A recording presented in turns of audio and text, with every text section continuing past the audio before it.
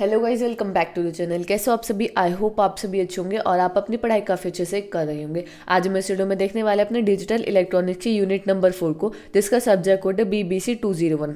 Already हम unit number 1, unit 2, unit 3 complete कर चुके हैं। अगर अभी तक आपने नहीं देखा है तो डिस्क्रिप्शन में आपको लिंक मिलेगा। सबसे पहले जाइए यूनिट 1, यूनिट 2, यूनिट 3 को कंप्लीट कीजिए, क्योंकि अगर आप डायरेक्टली यूनिट 4 को देखोगे तो काफ़ी सारे टॉपिक्स को रिलेट करते हैं तो आपको समझ नहीं आएंगे।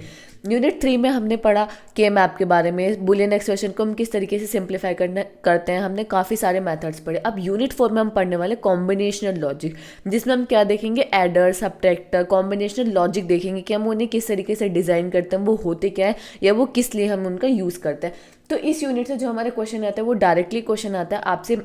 Adder, subtractor, decoder, multiplexer, directly question पूछा जाता है कि मल्टीप्लेक्सर को एक्सप्लेन कीजिए, डिकोडर को एक्सप्लेन कीजिए। जैसे एडर से AQ 2024-25 में क्वेश्चन पूछा गया, तो ये डायरेक्टली क्वेश्चन पूछा गया कि आप एक्सप्लेन कीजिए हाफ एडर और फुल एडर को। तो ये यूनिट काफ़ी स्कोरिंग यूनिट है और काफ़ी अच्छी यूनिट है। अगर आप हमारे चैनल पर नहीं हो तो जल्दी से हमारे चैनल मल्टी आइटम्स को सब्सक्राइब कीजिए, ताकि आपसे कोई भी अपडेट मिस ना हो। तो बिना देरी के करते हैं वीडियो को स्टार्ट, बढ़ते अपने पहले टॉपिक की तरफ। तो हमारे यूनिट नंबर 4 का पहला टॉपिक है डिज़ाइन प्रोसीजर। अब बेसिकली डिज़ाइन प्रोसीजर होता क्या है? डिज़ाइन प्रोसीजर, जब भी हम किसी भी कॉम्बिनेशनल सर्किट को डिज़ाइन करते हैं तो उसके अंदर कुछ स्टेप्स होते हैं। अगर हम किसी चीज़ को डिज़ाइन करते हैं तो उसके कुछ ना कुछ स्टेप्स होते हैं। तो जब हम उन स्टेप्स को परफॉर्म करते हैं डिज़ाइनिंग के अंदर, तो उसी को हम बोलते हैं डिज़ाइन प्रोसीजर। यानी डिज़ाइन के प्रोसेस को हम क्या बोलते हैं? Design procedure. Design procedure means step by step method to design a digital circuit so that it perform the required task correctly. Design procedure का सिंपल मीनिंग क्या है कि एक स्टेप बाय स्टेप मेथड जिसके अंदर हम क्या करते हैं, डिजिटल सर्किट को डिज़ाइन करते हैं। और उसे किस लिए डिज़ाइन करते हैं? ताकि कोई वो टास्क को, रिक्वायर्ड टास्क को करेक्टली परफॉर्म कर पाए। क्लियर है? It helps engineer convert a problem statement into working digital circuit using logic gate. अब हमने बोल तो दिया है कि हम उसे क्या करते हैं, डिज़ाइन करते हैं, बट डिज़ाइन किसकी हेल्प से करते हैं? लॉजिक गेट्स की। जो हमने बहुत सारे गेट्स पढ़े, universal gate, basic gates, arithmetic gate, जो भी हमने सारे गेट पढ़े, उनकी हेल्प से हम क्या करते हैं, उसको डिज़ाइन करते हैं ताकि वो किसी भी प्रॉब्लम स्टेटमेंट को क्या कर सके, सॉल्व कर सके। क्लियर है? The design process is mainly used for combinational circuit like adder, subtractor, encoder, decoder, multiplexer। ये जो हम स्टेप परफॉर्म करते हैं, ये हम किसके डिज़ाइनिंग के लिए हम मेनली यूज़ करते हैं? जब हम डिज़ाइन करते हैं, एडर्स को डिज़ाइन करते हैं, सबट्रैक्टर को, एनकोडर, डिकोडर, मल्टीप्लेक्सर, जब इनको डिज़ाइन करते हैं तो हम डिज़ाइन प्रोसीजर का यूज़ करते हैं। क्लियर है? अब हमने बोल तो दिया है कि स्टेप बाय स्टेप मेथड है, बट वो कौन कौन से स्टेप्स हैं जो हम परफॉर्म करते हैं जब हम क्या करते हैं, किसी भी सर्किट्स को डिज़ाइन करते हैं by using the logic gates. तो वो कौन कौन से, उसका फ्लो क्या होता है या उसमें कौन कौन से स्टेप्स हम परफॉर्म करते हैं।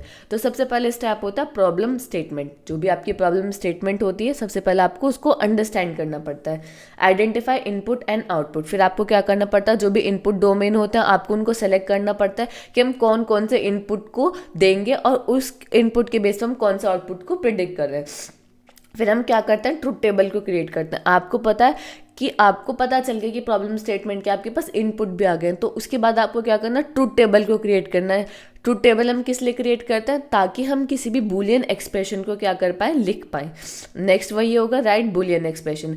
बूलियन एक्सप्रेशन लिख दिया, फिर आपको क्या करना है, उस बूलियन एक्सप्रेशन को सिंप्लीफाई करना है। सिंप्लीफिकेशन के लिए हमने यूनिट 3 में पढ़ा था, के मैप पढ़ा था, काफ़ी सारे हमने मैथड्स पढ़े थे जिसकी हेल्प से हम क्या कर पाते, बूलियन एक्सप्रेशन को सिंप्लीफाई कर पाते हैं। तो आप कोई भी मेथड का यूज़ करके बूलियन एक्सप्रेशन को सिंप्लीफाई कर सकते हो। नेक्स्ट क्या होता है, ड्रॉ लॉजिक सर्किट। अब आपको एक्सप्रेशन आपके पास आ गया, अब उस एक्सप्रेशन के हेल्प से क्या करोगे, सर्किट डायग्राम ड्रॉ करोगे। सर्किट डायग्राम ड्रॉ करने के बाद आप उसको वेरीफाई करोगे कि जो हमने बनाया है वो सही बना है या नहीं बना है। तो ये क्या होता है, डिजिटल सर्किट को जब हम डिज़ाइन करते हैं तो ये जो हम बोलते हैं स्टेप बाय स्टेप मेथड्स है। तो ये 7 स्टेप्स हैं जो हम किसी भी जब डिजिटल सर्किट को डिज़ाइन करते हैं तो ये स्टेप्स हम परफॉर्म करते हैं, 7 स्टेप। क्लियर है? आई होप आपको क्लियर होगा कि डिज़ाइन प्रोसीजर होता क्या है। अब नेक्स्ट टॉपिक है आपका half adder.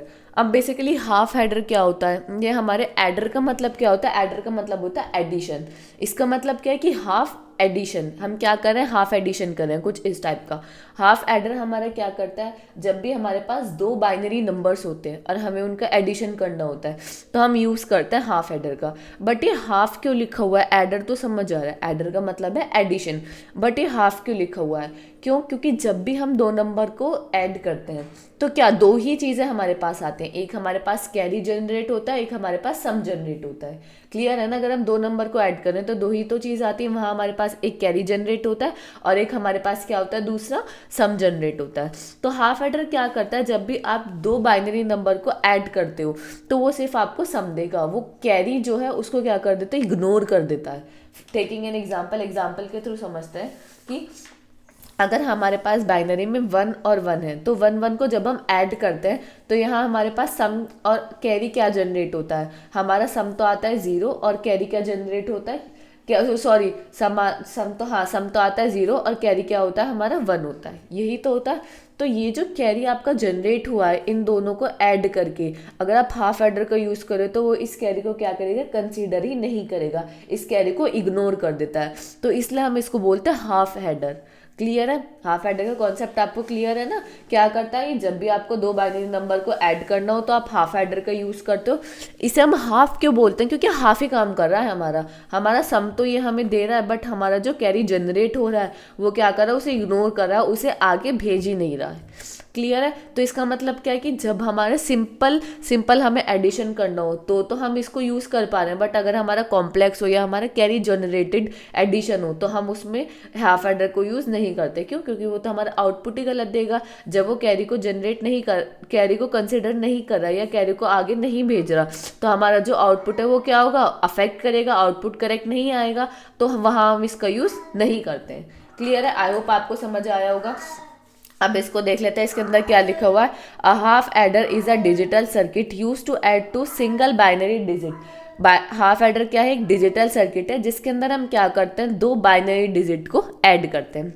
It procedure output, इसका आउटपुट क्या आता है, जब हम इसको जनरेट ऐड करते हैं दो नंबर को, एक तो सम आता है और एक हमारा कैरी आता है। अब मैंने आपको बताया कि हम इसको हाफ एडर क्यों बोलते हैं, क्यों, क्योंकि it does not consider carry input from the previous stage. ये क्या करता है, जो भी प्रीवियस स्टेज से आपका जो कैरी जनरेट हुआ है उसे आगे फॉरवर्ड नहीं करता। टेकिंग इन एग्जाम्पल, इन दोनों को इनिशियली तो 0 रहेगा कैरी, इन दोनों को ऐड करके मेरा जो कैरी है वो C1 जनरेट हुआ। क्लियर है, जो हाफ एडर का आप यूज़ करो तो ये C1 को क्या कर देगा, इग्नोर कर देगा। नेक्स्ट एडिशन में ये A1 प्लस A2 करेगा, ये क्या करेगा, A1 plus A2, A1 plus B1 करेगा और C1 को कंसिडर करेगा ही नहीं, जिसकी वजह से जो आपका S1 आएगा वो क्या आएगा, करेक्ट नहीं आएगा। क्लियर है, आई होप आपको क्लियर होगा। अब हमें क्या करना है, सबसे पहले हमने इसका प्रॉब्लम स्टेटमेंट समझ लिया, हमने सब चीज़ें समझ आ गई कि हाफ एडर होते क्या है, हमें इनपुट डोमेन भी समझ आ गए कि दो इनपुट होते हैं, इसमें दो आउटपुट होते हैं। अब क्या दोनों आउटपुट क्या होता है, एक सम होता है, कैरी जनरेट होता है। अब हमें क्या बनानी है, इसकी ट्रूथ टेबल बनानी है, जैसे कि हमने अभी डिज़ाइन प्रोसीजर में पढ़ा था। तो ट्रूथ टेबल में हमारे पास कितने 2 की पावर n होते हैं, तो n के रिप्रेजेंट करता है number of input. Number of input कितने, 2 की पावर 2 की पावर 2 यानी 4। तो हमें क्या बनाने है, ट्रूथ टेबल बनाने हैं जिसमें हमारे पास x और y के पास क्या है, 4 पॉसिबिलिटी है। आपको पता है किस तरीके से बनाते हैं, 0 0 1 1 0 1 0 1। यहाँ हम क्या करेंगे, हमारे पास दो चीज़ें रहेंगी, एक हमारी कैरी रहेगा और एक हमारा क्या रहेगा, सम रहेगा। ये हमारा कैरी रहा, ये हमारा सम रहा। अब आप इनको ऐड कीजिए, एडिशन तो आपको सिंपली करना आता है ना, 0 प्लस 0, सम भी 0, कैरी भी 0, सम भी 0, 0 प्लस 1, सम तो 1 आएगा बट कैरी क्या जनरेट होगा, 0। 1 प्लस 0 क्या होगा, सम क्या होगा 1 बट कैरी क्या होगा आपका 0 होगा। 1 प्लस 1 मैंने अभी आपको बताया था, सम क्या आता है 0 और कैरी क्या आता है आपका 1। क्लियर है, आई होप आपको समझ आ गया होगा। ये आपकी क्या हो गई, ट्रूथ टेबल हो गई। अब जैसे आप देख रहे होगे तो यहाँ मैंने ट्रूथ टेबल ऑलरेडी बनाई हुई है। तो ये हमारा सम आ गया, अब ये हमारा कैरी आ गया। अब हमारा नेक्स्ट स्टेप क्या होता है, हमारा नेक्स्ट स्टेप होता है बूलियन एक्सप्रेशन को सिंप्लीफाई करना। अब हमें बूलियन एक्सप्रेशन को सिंप्लीफाई करना है, तो सबसे पहले हम कैरी के लिए देख लेते हैं। कैरी के लिए हमारा आउटपुट सिर्फ और सिर्फ एक ही इनपुट पे वन आया, जब हमारा एक्स और वाई क्या है, 1 1 है। तो इसका मतलब क्या है, एक्स इंटू वाई, ये तो आपको पता है ना, एक्स इंटू वाई। तो जो ये हमारा कैरी के लिए ये हमारा क्या एक्सप्रेशन हो गया, एक्स इंटू वाई। अगर हम सम के लिए देखें तो सम हमारा आउटपुट कब आया है, एक तो यहाँ और एक यहाँ, इन दोनों जगह हमारा क्या है, सम आउटपुट 1 आया। तो हम इन दोनों को ही कंसिडर करेंगे, जहाँ हमारा क्या है, X bar into Y plus X into Y bar. आपको पता है ना कि 0 को हम रिप्रेजेंट करते हैं बार से और 1 को रिप्रेजेंट करते हैं नॉन बार से। तो यहाँ जाएंगे तो यहाँ क्या आएगा, एक्स क्या है 0, तो एक्स बार, वाई क्या है 1 वाई, प्लस एसओपी फॉर्म का ही हम यूज़ करते हैं, एक्स क्या है यहाँ 1 और वाई क्या है 0, तो वाई बार। तो यहाँ से हमारा क्या आ गया, ये आपको पता है, X bar into Y plus X into Y bar क्या होता है, एक्स एक्सॉर वाई। ये तो आपको पता है, यही तो मैं बोल रहा हूँ, अगर आपने प्रीवियस यूनिट नहीं देखी है तो आपको ये समझ ही नहीं आएगा कि एक्स एक्सॉर वाई मैंने कैसे लिख दिया या ये मैंने किस तरीके से सिंप्लीफाई कर दिया, क्योंकि हम ये यूनिट 2 में काफ़ी अच्छे से हमने कवर किया था। तो हमारा जो कैरी का आउटपुट आया वो क्या है, एक्स इंटू वाई, और जो हमारा सम का आउटपुट आया वो क्या है, एक्स एक्सॉर वाई। अब आपको सिंपल क्या करना है, इनका लॉजिक डायग्राम बनाना है। लॉजिक डायग्राम की अगर हम बात करें तो ये तो सिंपल है ना आपका। अगर हम सम के लिए जनरेट करते हैं तो सम के लिए हम क्या लेंगे, एक्सॉर लेंगे। हमने 2 इनपुट दिए, एक्स और वाई, और उनका हमारा आउटपुट क्या आ रहा है, एक्स एक्सॉर वाई। तो हमारा सम के लिए हो गया डायग्राम। अगर हम कैरी के लिए करें तो कैरी के लिए आपका क्या रहेगा, कैरी के लिए ये हमने एंड गेट यूज़ कर लिया है। एंड गेट के अंदर हमने 2 इनपुट दिए, एक्स और वाई, और हमें आउटपुट क्या मिल रहा है, एक्स इंटू वाई। तो ये पूरा हाफ एडर का पूरा अगर हाफ एडर पूछा जाता है तो आपको ये सब चीज़ें लिखे आना है। हाफ एडर बताना है, आपको बताना है कि हाफ एडर को हम हाफ एडर क्यों बोलते हैं। देन आपको ट्रूथ टेबल बना के आने हैं, ट्रूथ टेबल के बाद आपको दोनों ही एक्सप्रेशन लिख के आने हैं, फिर उनके लॉजिक डायग्राम बना कर आने हैं। आई होप आपको क्लियर होगा कि लॉजिक डायग्राम हमने किस तरीके से बनाए हैं। और उसके बाद आपको ये डायग्राम बना के आना जो रिप्रेजेंट करता है कि हाफ हेडर में जब भी हम 2 इनपुट देते हैं एक्स और वाई, तो हमारे पास 2 आउटपुट आते हैं। एक आउटपुट आता है आपका एक्स एक्सॉर वाई, एक आता है एक्स इंटू वाई। जो एक्स एक्सॉर वाई आता है वो हमारा क्या होता है, सम होता है, और जो एक्स इंटू वाई होता है वो क्या होता है, हमारा कैरी आउटपुट होता है। इसका मतलब सिंपली अगर आप एक्स और वाई इनपुट दे रहे हो तो 2 आउटपुट जनरेट होंगे, एक सम और एक कैरी।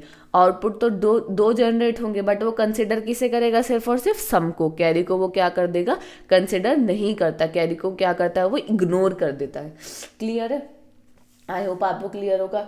अब यहाँ तक बात क्लियर थी, बट अगर हमें ऐसा हो कि हमारे पास 3 बिट को हमें ऐड करना हो, यहाँ हमने देखा हाफ एडर को कि हम 2 बिट को ऐड कर रहे हैं तो हमारा काम बन रहा है। बट हमारे पास क्या होता है, कभी कभी जब हम एडिशन करते होते हैं, बाइनरी एडिशन, तो हमारे पास कैरी जनरेट होता है। कैरी जनरेट होता है नेक्स्ट वाले पे, तो हमारे पास 3 बिट हो जाती है ऐड करने के लिए। ठीक है, क्लियर है। तो अगर हमारे पास जैसे कि ये है A1 B1 C1, ये 3 बिट है ना, हमें ऐड करनी है। हाफ एडर तो नहीं कर पाएगा, हाफ एडर तो ये कहता है सिर्फ और सिर्फ मैं 2 बिट को ऐड कर सकता हूँ। बट अगर हमें 3 बिट को ऐड करना है तो उसके लिए हम क्या यूज़ करते हैं, उसके लिए हम यूज़ करते हैं फुल एडर का। ठीक है, हाफ एडर समझ आया। अगर हम 3 बिट को ऐड करेंगे तो हमारा हाफ एडर तो काम नहीं करेगा, तो उसके लिए हमें पढ़ना पड़ेगा फुल एडर को। क्लियर है। अब हाफ एडर की लिमिटेशन तो सिंपल है, it can not add carry from the previous stage. जो प्रीवियस स्टेज से कैरी जनरेट होता है उसको कंसिडर नहीं करता, और ये सिंपल एडिशन के लिए ही आप यूज़ कर सकते हो। अब फुल एडर आपको पता चला, फुल एडर हम क्यों पढ़ रहे हैं, क्यों, क्योंकि ये ऐसा कॉम्बिनेशनल सर्किट है जो 3 बाइनरी बिट को ऐड कर पाता है। हाफ एडर जहाँ फेल हुआ वहाँ हम यूज़ करते हैं फुल एडर का। क्लियर है। जैसे कि एग्जांपल के लिए हम देख लेते हैं कि हमारे पास 2 बाइनरी नंबर है, 1 1 1 1 0 0 1 1। आपको पता है जब हम 1 और 1 को ऐड करते हैं तो सम क्या होता है आपका 0, और कैरी क्या जनरेट होता है आपका 1। अब यहाँ आप बताओ, यहाँ आप कितनी बिट को ऐड कर रहे हो, यहाँ आप 3 बिट को ऐड कर रहे हो। तो यही तो मैं कह रही हूँ, अगर आप इन 3 बिट को आपको ऐड करना है तो वहाँ आपके क्या होगा, वहाँ आपका हाफ एडर काम नहीं आएगा। अब इन तीनों को ऐड करने के लिए आपको फुल एडर चाहिए। 1 + 1 + 1 क्या होगा आपका, 1 ही आपका आउटपुट आएगा, 1 ही आपका कैरी जनरेट होगा। अब आप नेक्स्ट स्टेज में देख सकते हैं, यहाँ पे भी हमारे पास 3 ही बिट है, 1 + 1 + 0। तो यहाँ क्या आएगा आपका 0 सम आएगा, और 1 क्या होगा आपका कैरी जनरेट होगा। नेक्स्ट स्टेप में भी देखो आप, यहाँ 3 बिट है, 1 + 1 + 0। क्लियर है। तो अगर आप 3 बिट को ऐड कर रहे हो तो वहाँ आपका हाफ एडर काम नहीं आता, वहाँ आपका क्या काम आता है, फुल एडर काम आता है, और मैंने आपको बता भी दिया है। तो फुल एडर हम किस चीज़ के लिए यूज़ करते हैं, जब हमें 3 बिट का एडिशन को परफॉर्म करना हो। हमारे पास इसमें कितने इनपुट होंगे, तो 3 इनपुट होंगे, एक हमारा होगा x, एक हमारा होगा y, और एक हमारा होगा क्या, कैरी। जो प्रीवियस से कैरी आया है वो हम आगे फॉरवर्ड करने के लिए इनपुट लाइन तो चाहिए ना, तो एक हमारी इनपुट लाइन होती है कैरी। क्लियर है। अगर अब मैं बात करूँ पॉसिबिलिटी की, तो 2 की पावर 3 यानी 8, यानी x, y और कैरी के लिए हमारे पास कितनी रहेंगी पॉसिबिलिटी, एक के पास 8 रहेगी। और आपको पता है कि हम किस तरीके से इसकी, अगर हमारे पास 3 वेरिएबल हैं तो 3 वेरिएबल की ट्रूथ टेबल हम किस तरीके से क्रिएट करते हैं, ये तो आपको पता है ना, तो देख लेते हैं। क्लियर है। अब इसके अंदर क्या लिखा हुआ है पहले वो पढ़ लेते हैं। A full adder is a combinational circuit that adds 3 binary bits. Full adder क्या है, कैसा कॉम्बिनेशनल सर्किट है जो 3 बिट को ऐड करता है। These 3 बिट्स इनपुट आर, वो 3 बिट क्या है, 2 तो मेन बिट हो गई x और y, जो 2 नंबर हैं जो आपको ऐड करना है, जैसे 1 + 0, तो 1 + 0 क्या है, आपकी 2 बिट हो गई। अब 1 carry input from the previous stage, अब उन दोनों को प्लस करके अगर आपका कैरी जनरेट हुआ है तो वो क्या है, आपकी 3rd बिट है, x, y और z। क्लियर है। अब इसकी सबसे पहले ट्रूथ टेबल बना लेते हैं और इसका लॉजिक सर्किट डायग्राम को समझ लेते हैं कि किस तरीके से हमें बनाना है। अब हमारा x, y, z हो गया, हमारे पास 3 इनपुट है, x, y, z, z represent कर रहा है आपका कैरी को। क्लियर है। अब आपको क्या करना है, इनको एडिशन करना है। तो एडिशन तो सिंपल है, 0 + 0 + 0, 0 + 0 जब आप करोगे तो कैरी क्या आएगा, आपका 0 आएगा, और सम भी क्या आएगा, आपका 0 आएगा। जब आप 0 + 0 + 1 करोगे तो क्या आएगा, आपका कैरी 0 आएगा, बट सम क्या आएगा, आपका 1 आएगा। इसी तरीके से 0 + 1 + 0 करोगे तो आपका क्या आएगा, सम 0 आएगा, कैरी सम क्या आएगा, 1 आएगा, और कैरी क्या आएगा, आपका 0 आएगा। 0 + 1 + 1, जब भी हम 1 + 1 करते हैं तो वहाँ पर क्या होता है, सम तो 0 आता है और कैरी क्या जनरेट होता है, आपका 1 जनरेट होता है। क्लियर है। यहाँ आपका क्या होगा, 1 + 0 + 0, कैरी क्या होगा, आपका 0, और सम क्या होगा, आपका 1। 1 + 0 + 1, 1 + 1 आप करोगे तो क्या आएगा, सम आपका 0 आएगा, और कैरी क्या आएगा, आपका 1 आएगा। इसी तरीके से 1 + 1 + 0 करोगे तो आपका क्या आएगा, सम 0 आएगा, और कैरी क्या आएगा, आपका 1 आएगा। अब 1 + 1 + 1 करोगे, 1 + 1 क्या होता है, 1 + 1 क्या होता है, 1 0, और उसमें फिर ऐड करोगे 1 तो क्या होगा, 1 और 1। इसका मतलब जब 1 1 1 तीनों बिट 1 हो तो कैरी भी आपका 1 आएगा, और आपका सम भी आपका क्या आएगा, 1 आएगा। क्लियर है। ये तो सिंपल ट्रूथ टेबल, आपको क्या करना था, एडिशन करना था। क्लियर है। अब हमें क्या करना है, इनको एक्सप्रेशन को सिंप्लीफाई करना है। अब एक्सप्रेशन को सिंप्लीफाई करने के लिए सबसे पहले हम सम के लिए देख लेते हैं। सम के लिए हमारे कहाँ कहाँ आउटपुट जनरेट हुआ है, एक हमारा 2 पे हुआ है, एक हमारा 3 पे हुआ है, और एक हमारा 4 पे हुआ है, और एक हमारा 7 पे हुआ है। यानी 1 2 4 7 पे हमारा क्या है, सम की वैल्यू क्या आई है, 1 आई है, तो हम उनको ही कंसिडर करेंगे। तो जब आप बनाओगे, अब इसके लिए आप इतना बड़ा एक्सप्रेशन क्यों लिखो, हमने के मैप पढ़ चुके हैं, 3 वेरिएबल के के मैप हमें पता है ना, तो हम के मैप की हेल्प से इसको बहुत इजीली सिंप्लीफाई कर लेंगे। किस तरीके से करेंगे मैं आपको बता देती हूँ। सम के लिए यहाँ हमारा x रहेगा, यहाँ y z रहेगा, 1 2 3 4, ठीक है। आपकी नंबरिंग पता है, ये 0 1 2 3 4 5 6 और 7। यहाँ आपका क्या होगा, x बार होगा, यहाँ x होगा, यहाँ y bar z bar, y bar z, y x and y z bar. Clear है। अब 1 और 2, यानी 1 पे हमारा आउटपुट आया है, 2 पे हमारा आउटपुट आया, 4 पे आया है हमारा आउटपुट, और हमारा 7 पे आया है। तो अब आप देखो यहाँ कोई, अगर आप पेयरिंग करोगे तो क्या कोई पेयरिंग आपकी हो रही है, नहीं, कोई भी पेयरिंग नहीं हो रही, तो ये सिंगल ही आपका क्या आएगा, पेयर बनेगा। फर्स्ट के लिए हम एक्सप्रेशन लिखेंगे तो क्या आएगा, x बार y बार z प्लस फर्स्ट के लिए। सेकेंड के लिए लिखेंगे तो हॉरिजॉन्टल वाइज क्या है, x बार, और वर्टिकली क्या है, y z बार। थर्ड के लिए आप लिखोगे तो यहाँ क्या आएगा, x y बार z बार, प्लस फोर्थ के लिए लिखोगे तो हॉरिजॉन्टल वाइज x, और वर्टिकली किसको कवर कर रहा है, सिर्फ और सिर्फ एक को, जो कि है y z। अब हमने ये एक्सप्रेशन लिख लिया है, x बार y बार z प्लस x बार y z बार प्लस x y बार z plus x y z। जब भी आपका ऐसा एक्सप्रेशन आता है तो हम उसको लिखते हैं x XOR y XOR z। या आप याद भी रख सकते हो कि जब आपका आउटपुट 1 2 4 7 पे आता है, तो वहाँ आपका जो आउटपुट आता है वो यही आएगा, x XOR y XOR z. अगर आप इसको ट्रूथ टेबल बनाओगे तो वो आपके एक्सप्रेशन यही देगी। क्लियर है? ये एक्सप्रेशन आपको पता होना चाहिए कि ये एक्सप्रेशन आपका किस तरीके से आया। क्लियर है? आई होप आपको समझ आया होगा। तो इसलिए सम का एक्सप्रेशन आपका क्या होगा, x XOR y XOR z. अब कैरी के लिए अगर मैं बात करूँ तो कैरी के लिए भी आप सिंपली देख सकते हो कहाँ कहाँ कैरी के लिए 3 5 और 6 पे, 3 5 और 6 पे आपका क्या आया है, कैरी जनरेट हुआ है। तो इसके लिए भी आप क्या बना लो, के मैप बना लो, क्योंकि आप नॉर्मली बनाओगे तो वहाँ आपको बहुत ज़्यादा टाइम लगेगा। तो आप के मैप की हेल्प से इसको सिंप्लीफाई कर सकते हो इजीली। और हमने के मैप इसलिए तो पढ़ा है ताकि हम सिंप्लीफाई कर सकें। 2 3 4 5 6 7, ये हमारा क्या है, 3 पे है, 5 पे, 7 पे और 6 पे, यही तो है।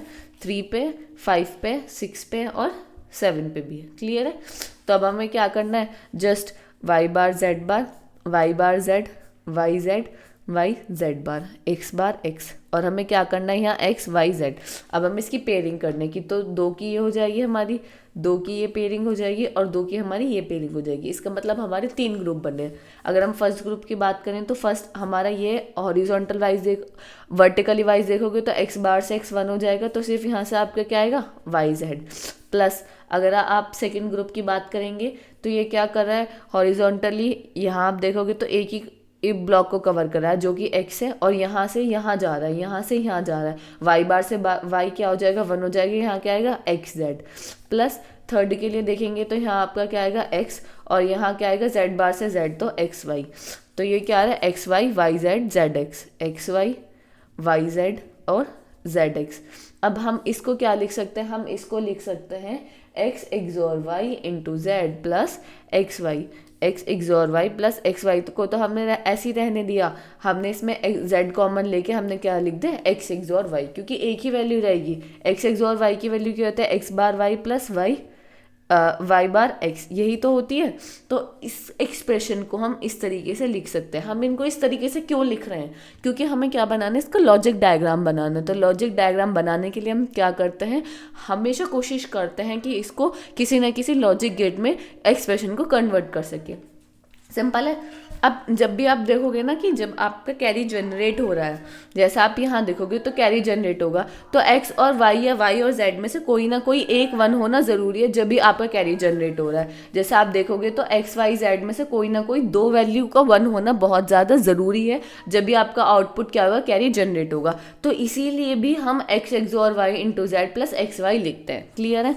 आई होप आपको क्लियर होगा कि इस एक्सप्रेशन को हमने किस तरीके से लिखा है। ठीक है, ये आपका ट्रूथ टेबल हो गई, ये आपके एक्सप्रेशन हो गया। अब बात आती है लॉजिक डायग्राम की, कि हम किस तरीके से बनाते हैं, वो भी मैं आपको बना के दिखा देती हूँ। सम के लिए क्या आया आपका, x XOR y XOR z. Carry के लिए क्या आया, x XOR y into z plus x y. ठीक है, पहले सम के लिए बना लेते हैं। सम के लिए सबसे पहले हमने क्या लिया, एक एक्सॉर गेट लिया जिसमें हमने 2 इनपुट दिए, एक्स और वाई। तो हमें वो आउटपुट क्या दे रहा है, एक्स एक्सॉर वाई। फिर हमने क्या करा, अब हमें एक्स एक्सॉर वाई तो मिल गया, बट हमें क्या चाहिए, x XOR y XOR z. तो हमने क्या लिया, एक और एक्सॉर गेट लिया और हमने उसमें एक इनपुट था एक्स एक्सॉर वाई दिया, एक हमने जेड दिया। तो वो क्या कर रहा है, x XOR y XOR z हमें दे रहा है। क्लियर है? अब कैरी के लिए ले लेते हैं। कैरी के लिए हमें क्या करना है, एक्स एक्सॉर वाई। तो हम ये वाला इनपुट यूज़ कर सकते हैं। मैंने ये वाला इनपुट लिया, यहाँ मुझे क्या करना है, दोनों का एंड करना है। तो मैंने एंड गेट ले लिया। यहाँ मेरे पास आउट इनपुट में क्या आ रहा है, एक्स एक्सॉर वाई, और मैं इसको एक इनपुट क्या दे रही हूँ, जेड। तो ये मुझे क्या दे रहा है, x XOR y into z. Clear है? अब मुझे x इंटू वाई चाहिए, तो मैंने एक और एंड गेट लिया जिसके अंदर मैंने 2 इनपुट दिए, x और y। तो ये मुझे क्या दे रहा है, x इंटू वाई। अब मैंने एंड कर दिया। अब मुझे क्या करना है, इन दोनों को प्लस करना है। तो प्लस के लिए मैं क्या यूज़ करूँगी, और गेट का यूज़ करूँगी। तो मैंने और गेट का यूज़ करा, तो ये मुझे आउटपुट क्या दे रहा है, x XOR y into z plus x y. तो ये क्या हो गया, इसका लॉजिक डायग्राम हो गया। अगर आपको गेट क्लियर है, आपको पता है कि एक्सॉर गेट क्या करता है, एक्सनॉर क्या करता है, एंड गेट क्या करता है, और गेट क्या करता है, नॉट गेट क्या करता है, तो आप बहुत इजीली इसका लॉजिक डायग्राम बना सकते हो। बट अगर आपको यही क्लियर नहीं है कि एक्स एक्सॉर वाई हमारा कौन सा गेट यूज़ करता है, तो आप ये डायग्राम नहीं बना सकते। फिर आप क्या ही करते हो, फिर आप रटते ही हो। रटोगे तो भाई आप भूलने के चांसेस आपके बहुत ज़्यादा रहते हैं। क्लियर है? आई होप आपको क्लियर होगा। तो आप देख सकते हो कि लॉजिक डायग्राम इसका सिंपली बना हुआ है, ये रहा। ठीक है, अब इसमें भी हमारे पास जो इनपुट लाइन्स है वो हमारे पास 3 रहती हैं। मैंने आपको बताया एक्स, वाई और जेड, और ये हमें 2 ही आउटपुट प्रोड्यूस करता है। इसमें इनपुट लाइन तो 3 रहती हैं, जो आप देखते हो इसमें इनपुट लाइन तो 3 इनपुट लाइन रहेंगी, बट आउटपुट जो देगा वो हमें 2 ही आउटपुट देगा। दोनों आउटपुट क्या रहेंगे, एक तो सम रहेगा और एक हमारे क्या रहेगा, कैरी रहेगा। क्लियर है? आई होप आपको क्लियर होगा कि फुल एडर हमारा किस तरीके से काम करता है। क्लियर है? अब ये तो आपको क्लियर हो गया। अब आप ये देख सकते हो कि जो हमारा सम आउटपुट है वो एक्स एक्स और वाई एक्स और जेड, और कैरी जो है वो एक्स वाई वाई जेड और जेड एक्स, या हम इसको लिख सकते हैं एक्स एक्स और y into z plus x y. अगर आप ये भी लिख दोगे ना तो भी ये सही है, ऐसा नहीं है कि यही लिखोगे तो ही ठीक है, ये भी आपका सही है, क्योंकि एक्सप्रेशन को जब आप सिंप्लीफाई करोगे तो वो आपका यही आउटपुट आएगा, X Y Y Z Z X. Clear है? आई होप आपको समझ आ गया होगा। अब आप इस एग्जाम्पल के थ्रू समझ सकते हैं कि फुल एडर किस तरीके से काम कर रहा है। यहाँ आपने इनपुट लाइन दी, 3 इनपुट, ए बार A0 B0 C0, जो आपका कैरी है। इनिशियली अगर आप किसी को भी ऐड करते हो तो इनिशियली कैरी क्या रहता है, 0 ही रहता है। देन क्या हुआ, यहाँ आपके 2 आउटपुट प्रोड्यूस हुए, एक तो सम और एक कैरी। तो ये जो कैरी है ये क्या हुआ, नेक्स्ट वाले का इनपुट बन गया। देखो मैं आपको बताती हूँ कि अगर हमने ये लिया, ठीक है, A0 B0 और C0, यहाँ इस टाइम 0 है, क्योंकि अगर हम 0 + 1 1 1 1 0 1 कुछ इस तरीके से है, तो अगर हम 0 + 1 इनिशियली फर्स्ट एडिशन करते हैं तो आपका कैरी क्या रहता है, 0 ही तो रहता है। तो इसलिए यहाँ कैरी हमने क्या लिया, 0 लिया है। अब यहाँ से हमारे पास 2 आउटपुट जनरेट हुए, एक तो हमारा सम 0 + 1 क्या है आपका 1, एक तो सम जनरेट हुआ, एक क्या हुआ हमारा कैरी जनरेट हुआ। तो यहाँ से कैरी क्या जनरेट हुआ, 0। तो ये जो कैरी जनरेट हुआ है प्रीवियस वाले से, वो सेकंड वाले के लिए आपका इनपुट का काम कर रहा है, कैरी इनपुट का काम कर रहा है। फिर यहाँ 2 इनपुट आए, 1 + 1 1 और 1, फिर यहाँ 0, तो आप इनको ऐड करोगे, एक सम होगा एक कैरी जनरेट होगा। जो कैरी जनरेट होगा वो नेक्स्ट वाले फुल एडर के लिए क्या करेगा, इनपुट का काम करेगा। इस तरीके से फुल एडर के अंदर पूरी प्रोसेसिंग चलती रहती है। क्लियर है? आई होप आपको ये समझ आ गया होगा कि फुल एडर के अंदर किस तरीके से हमारा काम करता है। ठीक है, अब ये जो आपका क्वेश्चन है ये आपका EQ 2024-25 में पूछा गया था। सिंपल क्वेश्चन था, define half adder and full adder. आपको क्या बताना था, हाफ एडर क्या होता है और फुल एडर, उनको एक्सप्लेन करना था। दोनों एडर पूछे थे, तो हाफ एडर और फुल एडर को आप एक्सप्लेन किस तरीके से करोगे, किस तरीके से करोगे, जो मैंने आपको बताया। सबसे पहले आप बताओगे ये होते क्या है, हम इन्हें हाफ एडर फुल एडर क्यों बोलते हैं, उनके ट्रूथ टेबल के बाद उनका बूलियन एक्सप्रेशन, फिर बूलियन एक्सप्रेशन के बाद आप उसका पूरा लॉजिक डायग्राम बना के दिखाओगे। उसके बाद आप इनका ये वाला जो डायग्राम है इसको बना के दिखाओगे। और कैरी और आउटपुट, जब आप सम और कैरी का आउटपुट आता है वो आप बहुत इंपॉर्टेंट है, वो आप लिख कर ही आओगे। अगर आप कितनी भी थ्योरी लिख के आओ, बट अगर आप आउटपुट ये एक्सप्रेशन नहीं लिख के आ रहे हो तो आपको नंबर नहीं मिलने की। क्लियर है? आई होप आपको समझ आ गया होगा। अब बढ़ते हैं अपने नेक्स्ट टॉपिक की तरफ, जो कि है आपका सब्ट्रैक्टर। अभी हमने एडर पढ़ा, एडर क्या कर रहा था, एडिशन कर रहा था। सब्ट्रैक्टर क्या करेगा, सब्ट्रैक्ट करेगा, सिंपल। हाफ सब्ट्रैक्टर क्या होता है, हाफ सब्ट्रैक्टर सेम हमारा हाफ एडर की तरह काम करता है। एडर के जब हम एडिशन करते हैं तो हमारा कैरी जनरेट होता है, जब हम सब्ट्रैक्ट करते हैं तो हमारे पास क्या होता है, बोरो होता है, जो हम दूसरे से लेते हैं। क्लियर है? तो हाफ सब्ट्रैक्टर क्या होता है, हाफ सब्ट्रैक्टर भी हमारा 2 बाइनरी डिजिट को सब्ट्रैक्ट करने के लिए हम यूज़ करते हैं, बट इसमें हाफ एडर में जो बोरो इनपुट होता है वो नहीं लेता, इसलिए वो प्रीवियस बोरो को इग्नोर कर देता है। जैसे हाफ एडर क्या कर रहा था, कैरी को इग्नोर कर रहा था, तो ये क्या करता है, आपका जो बोरो होता है उसको इग्नोर कर देता है। इसका मतलब क्या है कि अगर आप 0 - 0 कर रहे हो तो कर देगा, 1 - 0 कर रहे हो कर देगा, 1 - 1 कर रहे हो आपको बहुत ईजिली सब्ट्रैक्ट कर देगा। बट अगर आप 0 - 1 करोगे तो यहाँ आपको बोरो लेने की ज़रूरत पड़ेगी, तो ये क्या करेगा, इनको सब्ट्रैक्ट कर ही नहीं पाएगा। क्योंकि वो बोरो को क्या कर देता है, इग्नोर कर देता है, जिसकी वजह से आपका जो आउटपुट है वो क्या आ जाएगा, गलत आ जाएगा। क्लियर है? हाफ सब्ट्रैक्टर आपको समझ आया, simple. Half subtractor is use to subtract 2 binary number, simple. और मैंने आपको बता दिया कि जहाँ बोरो लेने की हमें ज़रूरत पड़ती है वहाँ हमारा हाफ सब्ट्रैक्टर हमारा यूज़ नहीं करते, क्योंकि वो बोरो को इग्नोर कर देता है। सिंपल, अगर आप इसका डायग्राम देखोगे तो ए और बी, हम इसमें 2 इनपुट दे रहे हैं, हमारे पास 2 ही आउटपुट आ रहे हैं, एक डिफरेंस और एक बोरो। अभी हम देखेंगे कि ए एक्स और बी और ए बार बी उसका आउटपुट कैसा आ रहा है जब हम ट्रूथ टेबल बनाएंगे। तो अब हम इसके ट्रूथ टेबल बना लेते हैं। ट्रुथ टेबल में हमारे पास 2 हैं ए और बी, तो 0 0 1 1 0 1 0 1 ये तो आपको पता है। अब हमें क्या करना है, सब्ट्रैक्ट करना है। एक तो डिफरेंस आएगा, एक हमारा बोरो आएगा। 0 माइनस 0 करोगे तो डिफरेंस क्या है 0, बोरो भी क्या है आपका 0। 0 माइनस 1 करोगे, अब छोटे में से अब बड़े में से आप छोटे को माइनस कर सकते हो, बट जब छोटे में से बड़े को माइनस करते हो तो वहाँ आपको बोरो लेने की ज़रूरत पड़ती है। और जब हम डेसिमल के अंदर बात करते हैं, डेसिमल के अंदर अगर हम बराबर वाले से बोरो लेते हैं तो क्या आता है, वो 10 का बोरो आता है, क्योंकि डेसिमल का बेस क्या होता है 10 होता है। अगर हम बाइनरी में बोरो लेते हैं बराबर वाले से तो वो बोरो कितना आता है 2 आता है। क्यों, क्योंकि बाइनरी का बेस क्या होता है 2 आता है। तो इसमें हमने बोरो भी लिया और 2 माइनस 1 करेंगे तो आपका डिफरेंस भी क्या आएगा 1 आएगा। क्लियर है। फिर 1 माइनस 0 करेंगे तो बोरो 0 डिफरेंस 1, 1 माइनस 1 करेंगे और वो डिफरेंस भी 0 और बोरो भी 0। क्लियर है। ये आपको समझ आया मैंने किस तरीके से बताया 0 माइनस 1। देखो मैं आपको बता देती हूँ, 0 माइनस 1 जब भी हम करते हैं तो हमें बराबर वाले से बोरो लेना पड़ेगा। तो जब भी हम बराबर वाले से बोरो लेते हैं, इसके बराबर वाले से ही अपने जो प्रीवियस है उससे बोरो लेगा, तो इसके पास जो बोरो आएगा वो क्या आएगा 2 आएगा। तो 2 माइनस 1 करेगा, डिफरेंस 1 आएगा। और बोरो कितना, बोरो क्या आएगा, बोरो भी लिया तो वो क्या होगा 1 होगा। क्लियर है।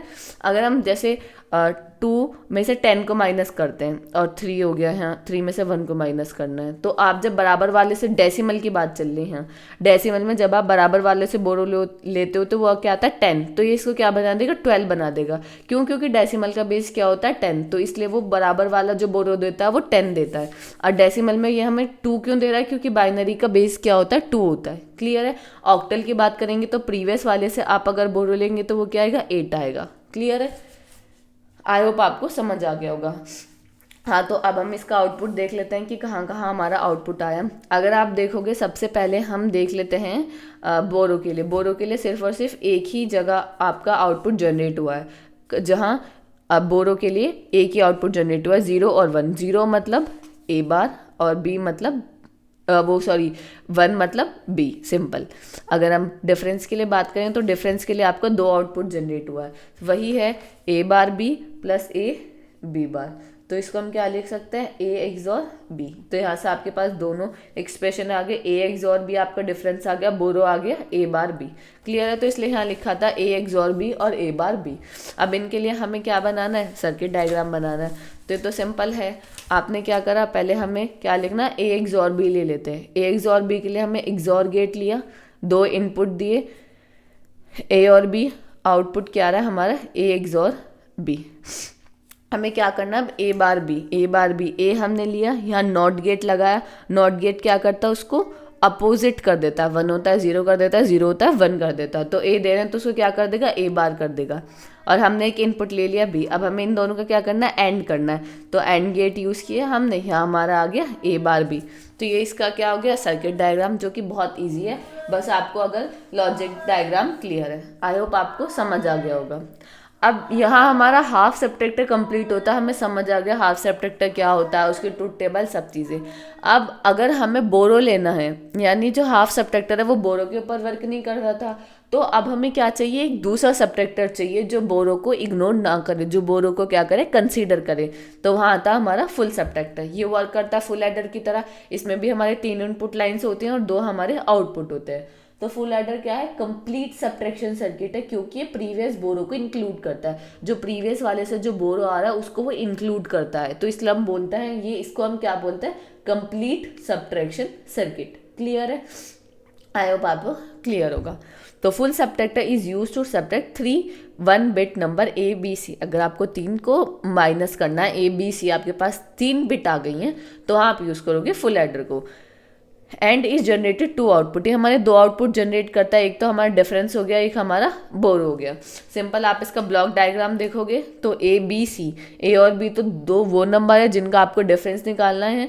थर्ड आपका क्या, बोरो, जो आपको प्रीवियस बिट से मिल रहा है। फुल सब्ट्रैक्टर फिर आप दोगे तो इसके अंदर हमारे 2 आउटपुट जनरेट होंगे, एक तो उन दोनों का डिफरेंस होगा ए और बी का, और एक आपका बोरो का आउटपुट हो गया कि बोरो आपने लिया है या नहीं लिया, लिया है तो 1, नहीं लिया है तो 0। क्लियर है। It is used in binary subtraction operation. जब भी बाइनरी हमें सब्ट्रैक्शन करना हो तो हम बाइनरी फुल सब्ट्रैक्टर का यूज़ करते हैं। ट्रुथ टेबल 2 की पावर 3 यानी हमारे पास 8 रहेंगे। तो ट्रुथ टेबल देख लेते हैं इसी किस तरीके से हमारी रहेगी। क्लियर है। ट्रूथ टेबल आपको ये क्लियर होनी चाहिए, क्योंकि यहाँ आपको बहुत बार क्या हो जाता है, कन्फ्यूज़न हो जाती है। तो मैं आपको ट्रूथ टेबल बना देती हूँ। जैसे मैंने यहाँ लिखा हुआ है, ठीक है, ए, बी और सी, ये हमारे पास एक डिफरेंस आ रहा है और एक हमारा बी आउटपुट आ रहा है, ठीक है। यहाँ मैंने बी इन लिखा है, यहाँ मैंने सी कर दिया, या बी इन ही कर लेते हैं, क्लियर है। 0 0 0 0 1 1 1 1, यहाँ आपके पास 8 होंगे, तो आपको क्लियर होगा कि इस तरीके से हैं, 2 0 2 1, 2 0 2 1, 1 0 1 1 1 0 1 1 0 1 0 1 0 1, क्लियर है। अब सबसे पहले बात करते हैं डिफरेंस की। 0 माइनस 0 0, फिर 0 माइनस 0 0, यानी डिफरेंस भी 0, बोरो भी 0। अब यहाँ आपका 0 माइनस 0 0 आ गया, फिर आप 0 माइनस ये a माइनस बी करोगे, 0 माइनस 0 क्या आया, 0, फिर जो आउटपुट आएगा उसे b में से माइनस करोगे। अब अगर आप 0 माइनस 1 करोगे तो यहाँ आपका क्या आएगा, आपका बोरो लेना पड़ेगा।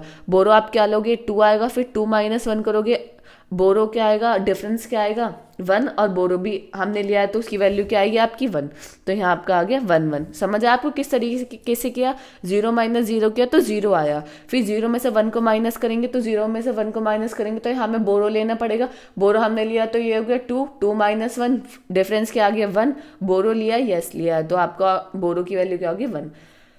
अब ये है 0 माइनस 1 करोगे, a माइनस बी करोगे, 0 माइनस 1 करोगे तो वही आ जाएगा, डिफरेंस भी 1, बोरो भी 1, ठीक है।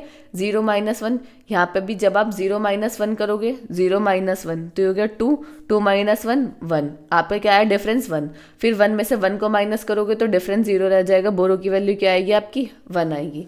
आप ये देखोगे 1 माइनस 0 1, फिर 1 माइनस 0 1, यानी डिफरेंस 1 आ गया, बोरो क्या आ गया आपका 0 आ गया। 1 माइनस 0 1, फिर 1 माइनस 1 0, डिफरेंस भी 0, बोरो भी 0, ठीक है।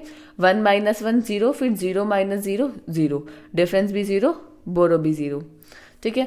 1 माइनस 1 0, फिर यहाँ आप 0 माइनस 1 करोगे तो यहाँ आपको क्या लेना पड़ेगा, ये दोनों का डिफरेंस क्या आएगा आपको 0, फिर 0 में से जब आप 1 को माइनस करोगे तो यहाँ आपको क्या लेना पड़ेगा, डिफरेंस भी 1, बोरो भी 1, क्लियर है। आई होप आपको क्लियर होगा। एक बार चेक कर लेते हैं कि हमारी ट्रूथ टेबल सही बनी है। यस, हमारी ट्रूथ टेबल सही बनी है। ये आपको क्लियर होगा कि किस तरीके से किया है, क्योंकि इस ट्रूथ टेबल में बहुत बार कंफ्यूजन रह जाती है कि जो हमारा आउटपुट है वो किस तरीके से हमारा जनरेट हुआ है। सिंपल आपको पता होना चाहिए कि अगर हम 0 माइनस 1 कर रहे हैं तो हमें बोरो लेने की ज़रूरत पड़ती है। बोरो आता है तो 2 लेते हैं, 2 माइनस 1 1 आता है, डिफरेंस भी 1 आता है, और आपका बोरो भी 1 आता है। सिंपल, क्लियर है। अब इसके लिए भी आपको एक्सप्रेशन लिखना पड़ेगा। अब डिफरेंस कहाँ कहाँ 1 आया है आपका, यहाँ आया है, यहाँ आया है, यहाँ आया है, यहाँ आया है, 1 0। अगर डेसिमल में बात करें तो 1 2 4 7। मैंने आपको बताया जब भी 1 2 4 7 पर आपका आउटपुट आए तो उसको हम डायरेक्टली क्या लिख सकते हैं, x XOR y XOR z। ये तो मैंने अभी आपको प्रीवियसली बताया था। तो आपका जो डिफरेंस का वो क्या हो जाएगा, x a XOR b XOR b। क्यों, क्योंकि मैंने आपको सिंपल बताया है कि जब भी आपको 1 2 4 7 पे आपका आउटपुट जनरेट हो तो आप तीनों का क्या करते हो, XOR कर दो, वही उसका क्या होगा, आउटपुट होगा।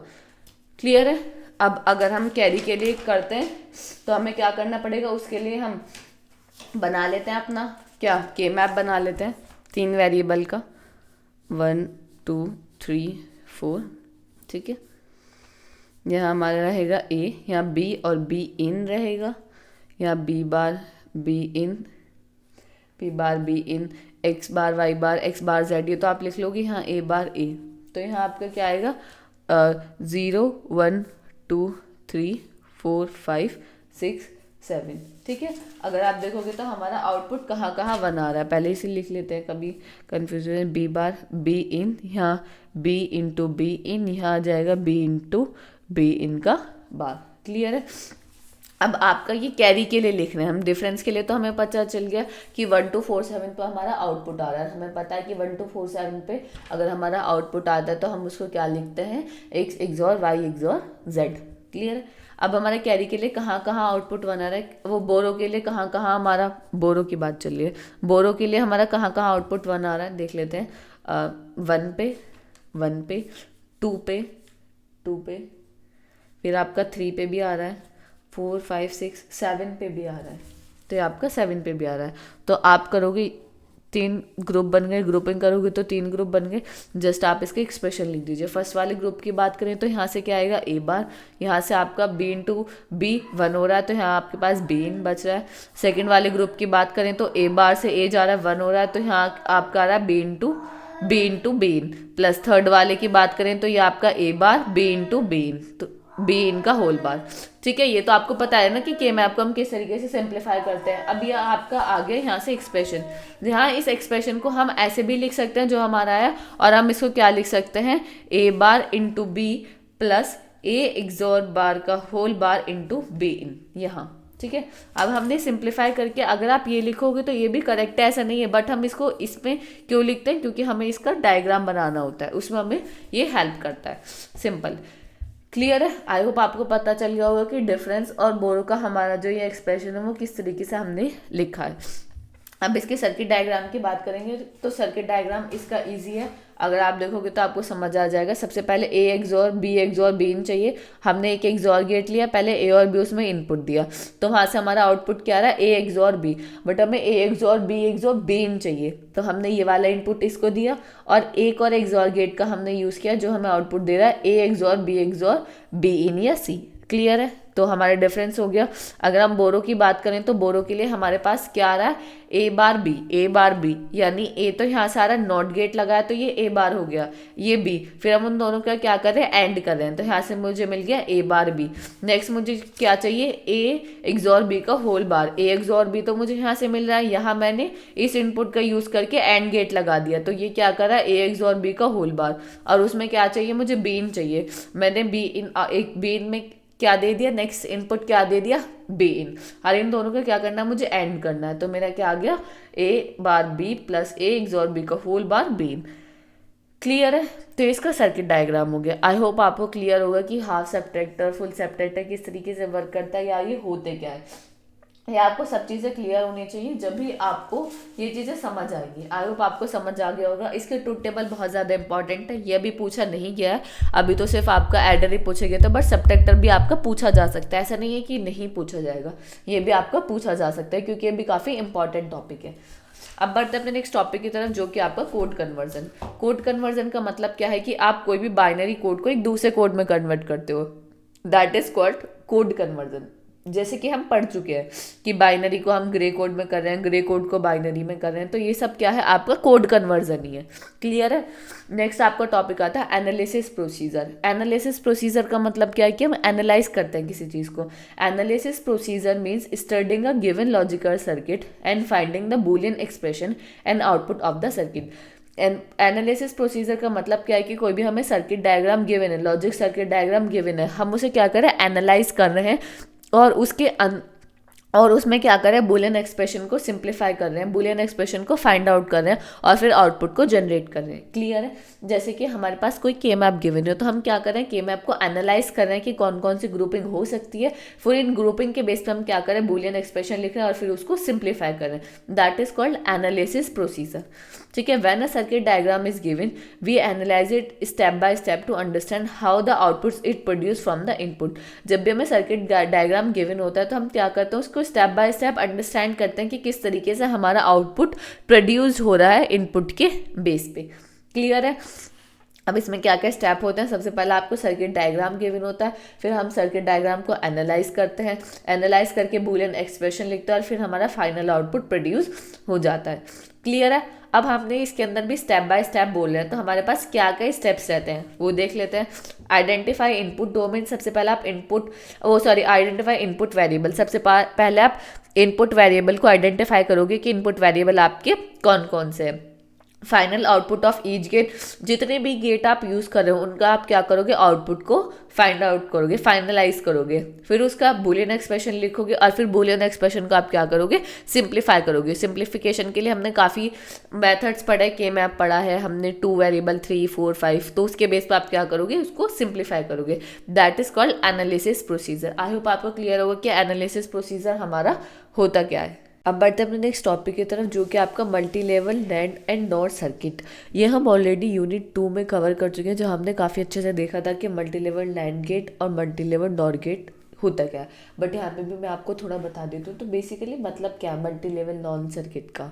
तो मल्टी लेवल नॉन सर्किट एक क्या है, एक लॉजिकल सर्किट है जिसके अंदर एक से ज़्यादा लेवल्स के अंदर हम नैंड गेट का यूज़ करते हैं। तो हम उसको बोलते हैं NAND multi level NAND gate, जो कि आपस में कनेक्टेड होते हैं। जैसे कि एग्जाम्पल के लिए हम देख सकते हैं, जिसमें मैंने क्या करा कि simple multi level NAND gate का मतलब क्या है कि नैंड गेट का हम यूज़ करें बट मल्टीपल लेवल्स के अंदर, जो कि आपस में एक दूसरे से कनेक्टेड है। जैसे कि हमारे पास ए और बी दो इनपुट है, मैंने क्या करा इन इनपुट को नैंड गेट के साथ यूज़ किया, नैंड गेट की हेल्प से मुझे यहाँ क्या मिला, एक आउटपुट मिला। ठीक है, मैंने एक और दो इनपुट लिए सी और डी, यहाँ पे भी मैंने क्या करा नैंड गेट का यूज़ किया, जो कि मिला यहाँ से मुझे आउटपुट मिला x2।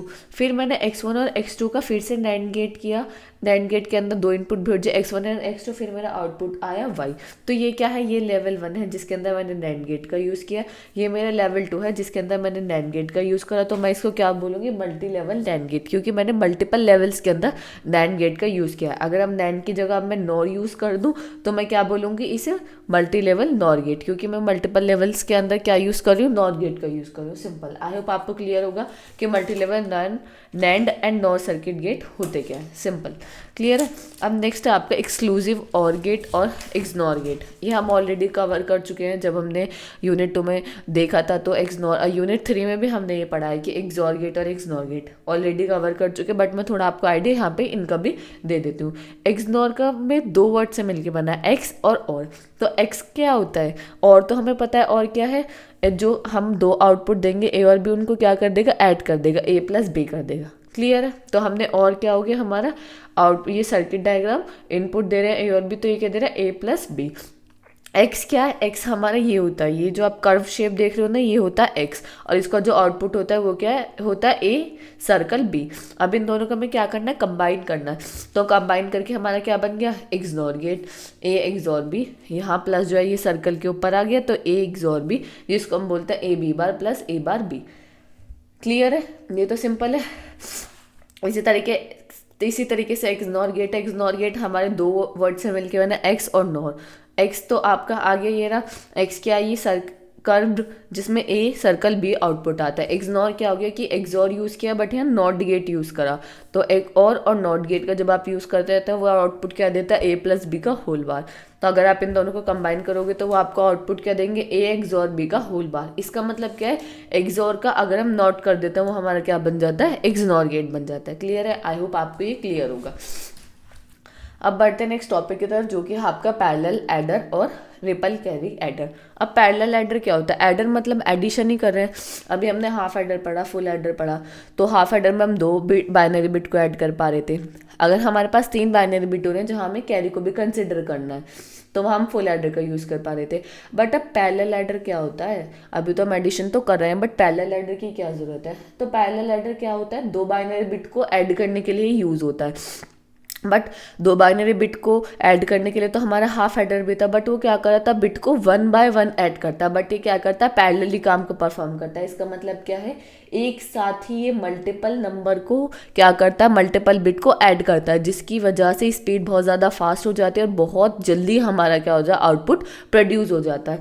इसलिए हम पैरेलल एडर को हमने क्या करा, इंट्रोड्यूस किया, क्योंकि हम हाफ एडर के अंदर एडिशन तो कर पा रहे थे बट वो क्या कर रहा था, बिट बाय बिट कर रहा था। तो वहाँ क्या था, थोड़ा हमारा टाइम कंज्यूमिंग हो रहा था। तो हमें क्या चाहिए था, थोड़ा कम टाइम में हमारा काम हो जाए। तो पैरेलल एडर वो हमें काम करके दे रहा था। पैरेलल एडर क्या करता है, मल्टीपल बिट्स को साइमल्टेनियसली एक साथ ही ऐड करता जाता है और हमें सेकंड में, बहुत नैनो सेकंड में हमें आउटपुट प्रोड्यूस करके दे देता है। That is called parallel adder. Clear है। पैरेलल एडर को आप बोल सकते हो कलेक्शन ऑफ फुल एडर। इसके अंदर हम हर बिट के लिए एक फुल एडर का यूज़ करते हैं। अब एक बिट के लिए अगर हमारा 1 0 का ऐड कर रहे हो तो ये एक बिट हो, इसके लिए हम एक पूरे एक फुल एडर को यूज़ कर रहे हैं। बहुत सारे कलेक्शन ऑफ फुल एडर्स को हम क्या बोलते हैं, पैरेलल एडर। क्लियर है। एक डिजिटल सर्किट में मल्टीपल नंबर ऑफ बिट्स को एक साथ ऐड करता है कौन, हमारा पैरेलल एडर। हर बिट के लिए क्या करता है, एक पैरेलल एडर का वो यूज़ करता है। सब एडर पैरेलली वर्क करता है। ऐसा नहीं कि पहला फर्स्ट वाला ये फुल एडर वर्क करेगा, फिर सेकंड, फिर थर्ड, फिर फोर्थ, नहीं, एक साथ ही चारों पैरेलल एडर वर्क करते हैं, जिसकी वजह से जो स्पीड है वो मेरी बहुत ज़्यादा फास्ट हो जाती है। क्लियर है।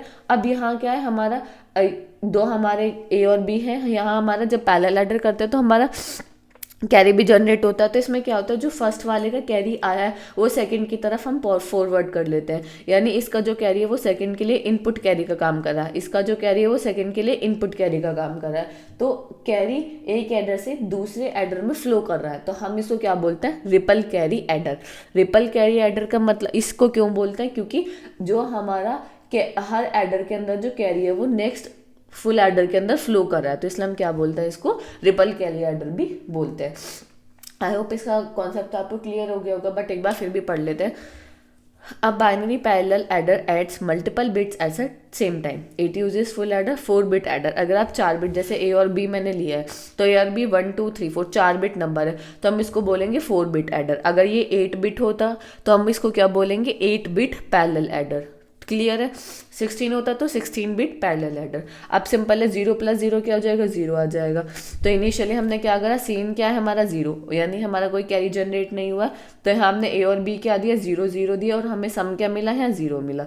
अब कैरी क्या जनरेट हुआ यहाँ से 0, तो 0 कैरी सेकेंड के लिए फॉरवर्ड हो गया, तो यहाँ 1 + 1 यानी 0, और कैरी क्या आया हमारा 1। यहाँ मैं आपको पूरा प्रोसीजर करके दिखा रही हूँ।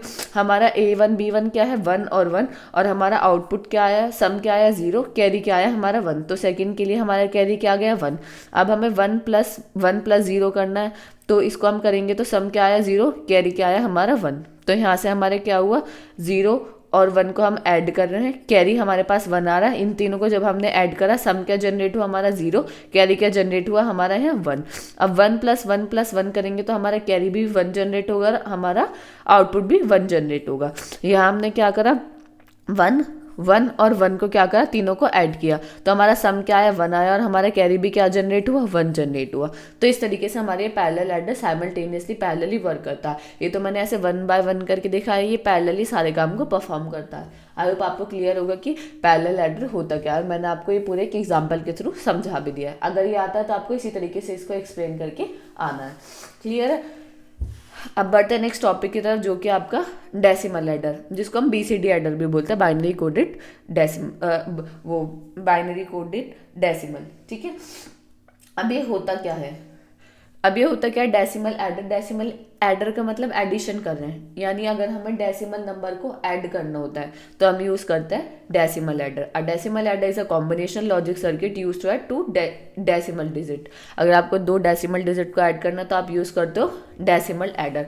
अब हम इसे BCD एडर क्यों बोलते हैं, क्योंकि जो हमारा, मैं आपको एक्सप्लेन करती हूँ कि जो हमारा जो कंप्यूटर है वो डेसिमल को रिप्रेजेंट करता है। जब भी हम कंप्यूटर में डेसिमल में इनपुट देते हैं तो वो क्या करता है, कंप्यूटर क्या करता है, डेसिमल को किस में कर देता है, BCD कोड में कन्वर्ट कर देता है। जैसे 5 का BCD कोड है 0101।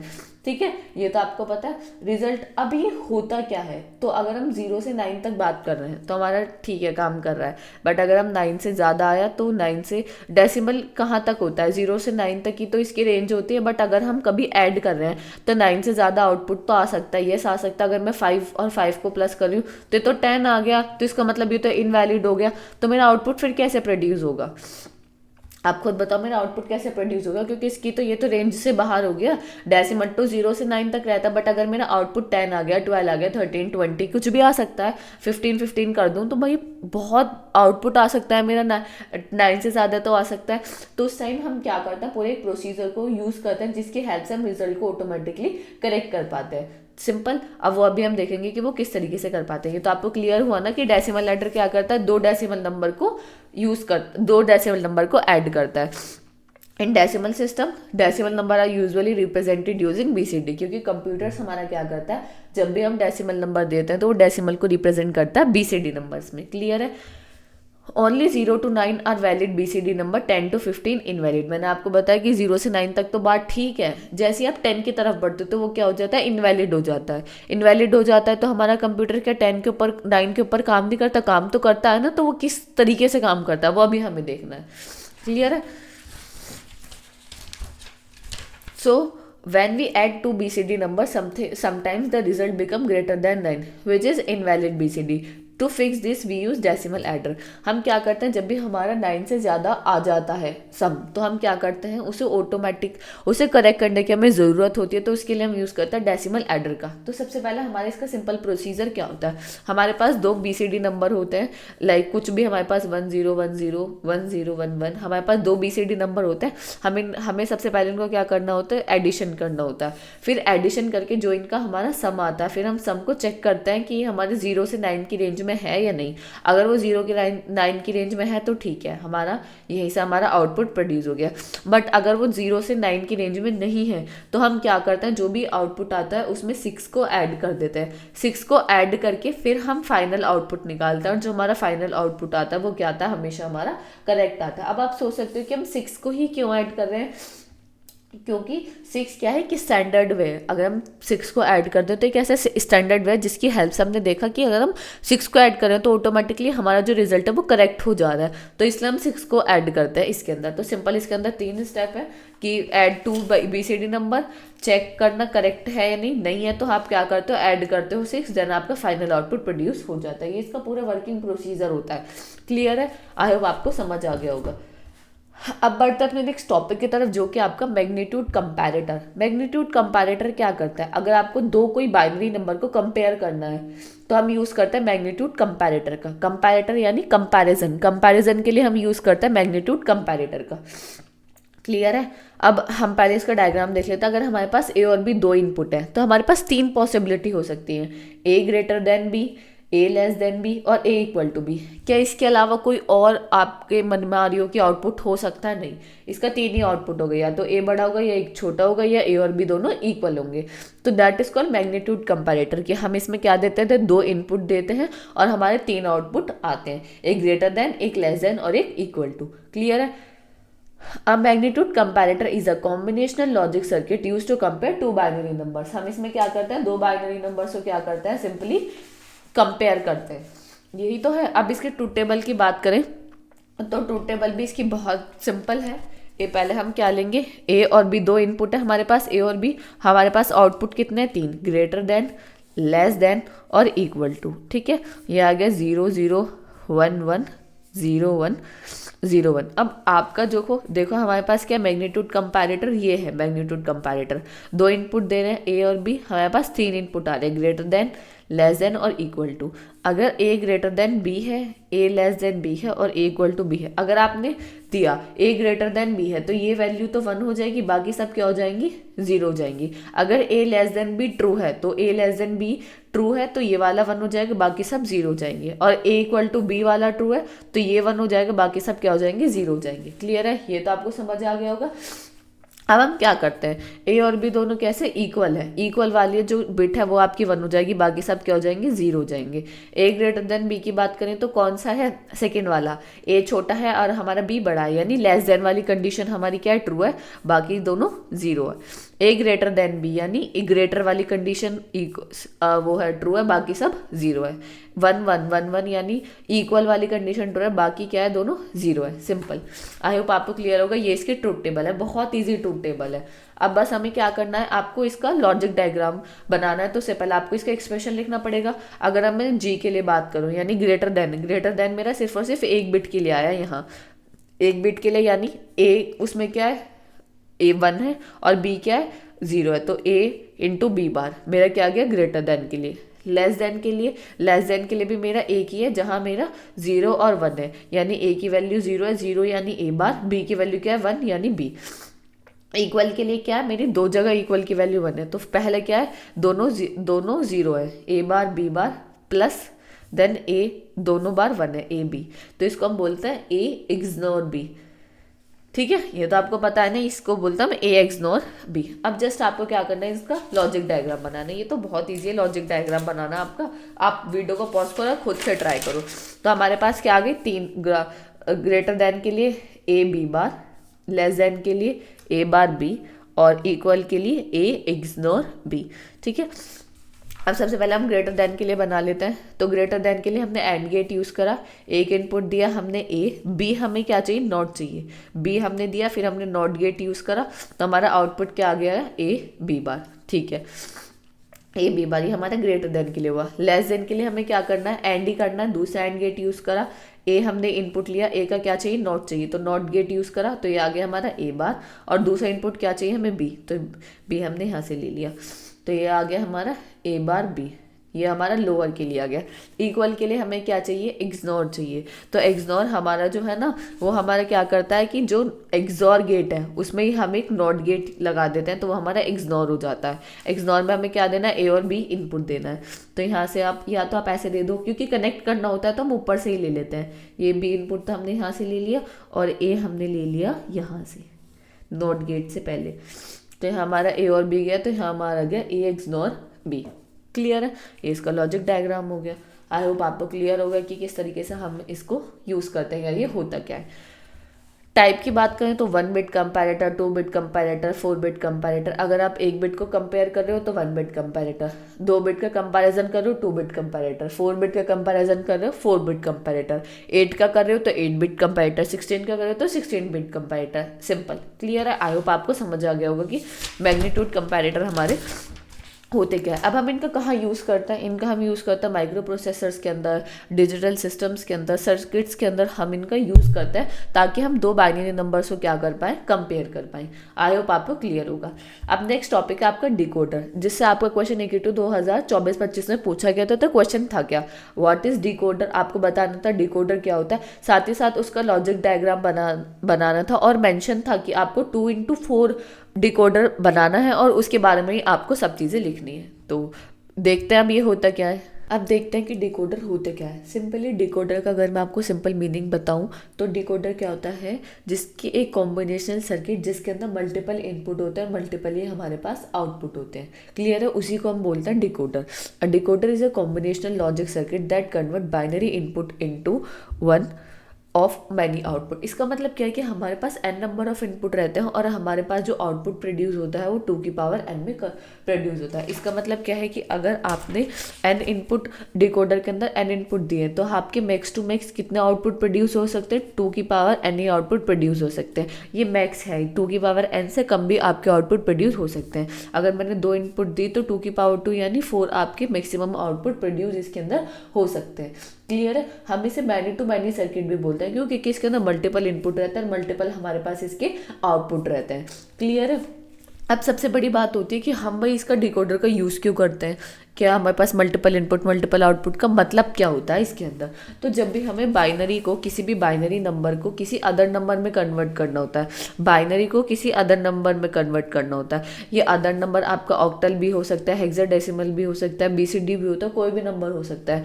अगर आपको बाइनरी को किसी स्पेसिफिक नंबर में कन्वर्ट करना होता है तो हम यूज़ करते हैं किसका, डिकोडर का। और जब आपको BCD नंबर को डेसिमल में कन्वर्ट करना होता है तो भी हम किसका यूज़ करते हैं, आपका डिकोडर का यूज़ करते हैं। सिंपल, डिकोडर का वन लाइन स्टेटमेंट क्या है, multiple input multiple output. Input कितने रहेंगे, n इनपुट रहेंगे, और मैक्सिमम आउटपुट उसके कितने प्रोड्यूस हो सकता है, 2 की पावर n आप उसके आउटपुट प्रोड्यूस हो सकते हैं। क्लियर है। नेक्स्ट में क्या लिखा हुआ है, if there are n input line the decoder will have 2 की power n output line. Clear है। Then if we convert binary to octal decoder will use. मैंने आपको बताया अगर बाइनरी नंबर को किसी भी स्पेसिफिक नंबर में आपको कन्वर्ट करना होता है तो हम यूज करते हैं किसका, डिकोडर का। अब हमें यहाँ बताना था 2x4 डिकोडर। 2x4 डिकोडर का मतलब क्या है, 2x4 डिकोडर का मतलब क्या है कि हमारे पास इनपुट लाइन कितनी है 2 और हमारे पास आउटपुट लाइन कितनी है 4। ठीक है, तो यहाँ हमारे पास सिंपली स्पेसिफाई कि 2 इनपुट लाइन है और हमारे पास 4 आउटपुट लाइन्स है। क्लियर है। आई होप आपको क्लियर होगा कि डिकोडर हमारा ये होता क्या है, या 2x4 डिकोडर हमारा होता क्या है। अब हम देख लेते हैं कि किस तरीके से हम इसको करते हैं। 2x4 डिकोडर का मतलब क्या है कि हमारे पास कितने इनपुट है, 2 और 4 हमारे आउटपुट प्रोड्यूस है। अब इसमें एक होता है, जैसे आप इसका डायग्राम देख लो 2x4 डिकोडर का, तो इसमें क्या होता है, एक इनेबलिंग इनपुट होता है। इनेबलिंग इनपुट क्या करता है, अगर ये इनेबलिंग इनपुट आपका इनएक्टिव है या लो है तो आप इनपुट में कुछ भी दे दो, आपका आउटपुट प्रोड्यूस नहीं होगा। तो आउटपुट प्रोड्यूस होने के लिए आपका इनेबल इनपुट एक्टिव होना बहुत ही ज़्यादा ज़रूरी है। क्लियर है, समझ आया आपको। क्लियर है, तो इनेबल इनपुट का आपको वर्क समझ आ गया कि इनेबल इनपुट हमारा क्या करता है, अगर वो एक्टिव है तो ही हमारा आउटपुट प्रोड्यूस होगा। अब इसके हम क्या देख लेते हैं, ट्रूथ टेबल देख लेते हैं। तो ट्रूथ टेबल के अंदर हमारे पास ए और बी इनेबल इनपुट अगर 0 है या फिर 1 है, 1 2 3 4, ठीक है। अगर इनेबल इनपुट 0 है तो आउट इनपुट में आप कुछ भी दो, कोई मतलब नहीं। अब इसका तो आपको पता है 0 0 1 1 0 1 0 1। अब हमारे पास 4 आउटपुट है, y0 y1 y2 y3। अब आप देखो कि ये कब कब कौन कौन एक्टिवेट होगा। अगर आपका इनेबलिंग इनपुट 0 है तो आपको कोई भी आउटपुट प्रोड्यूस नहीं होगा। अगर आपका 0 0 आ रहा है, ए और बी इनेबल आउटपुट तो 1 है, यानी आपका यहाँ आउटपुट प्रोड्यूस होगा। अब हम देख लेते हैं 0 0 0 0 यानी 0, तो इसका मतलब 0 वाला जो हमारा आउटपुट है, फर्स्ट जो हमारा आउटपुट लाइन है वो आपकी एक्टिव हो जाएगी, बाकी सब क्या हो जाएगी, इनएक्टिव। 0 1 यानी फर्स्ट वाली जो हमारी फर्स्ट वाली 0 0 यानी फर्स्ट इनपुट लाइन हमारी y0 क्या हो गई, हमारी एक्टिव हो गई। 0 1 यानी 1 वाली लाइन जो है वो एक्टिव हो गई, बाकी इनएक्टिव हो गई। 1 0 यानी सेकंड वाली जो हमारी आउटपुट लाइन है वो एक्टिव होगी, बाकी सारी इनएक्टिव हो गई। 1 1 का मतलब क्या है, 1 1 का मतलब क्या है कि जो हमारी थर्ड वाली इनपुट लाइन है वो हमारी एक्टिव होगी, बाकी सारी इनएक्टिव हो गई। तो ये तो सिंपल है। आई होप आपको क्लियर हो गया कि किस तरीके से हमारा एक्टिव और इनएक्टिव रहा। सिंपल है कि डेसिमल में आप देखो 0 0 यानी फर्स्ट वाली, 0 1 0 0 यानी 0 वाली, 0 1 फर्स्ट वाली, 1 0 सेकेंड वाली, 1 1 यानी थर्ड वाली। तो इस तरीके से हमारी इनपुट लाइन क्या होती है, एक्टिव होती है, ठीक है।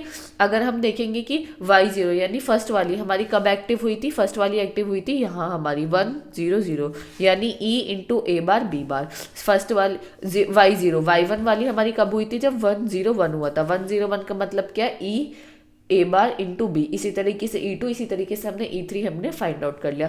अब इसका लॉजिक डायग्राम बनाना है, तो इसका लॉजिक डायग्राम तो बहुत ज़्यादा इजी है। अगर मैं y0 के लिए बनाऊंगी, जैसे मैंने आपको एक बना के दिखा देती हूँ, तो y0 के लिए मेरे पास क्या है, इनेबल इनपुट तो मेरे पास होना ही चाहिए। तो मैंने कितने एंड, ये सबका एंड हो रहा है, तो एंड गेट मैंने 4 एंड गेट ले लिए, 1 2 3 और 4। 4 एंड गेट में हमेशा इनेबलिंग इनपुट तो मेरा होगा ही होगा, ऐसा कभी होगा ही नहीं कि मेरा इनेबल इनपुट ना हो। तो मैंने क्या करा, यहाँ से लिया इनेबल इनपुट की लाइन, सारे के सारे मैंने गेट में भेज दी, क्योंकि इनेबल इनपुट होगा तो ही हमारा आउटपुट प्रोड्यूस होगा।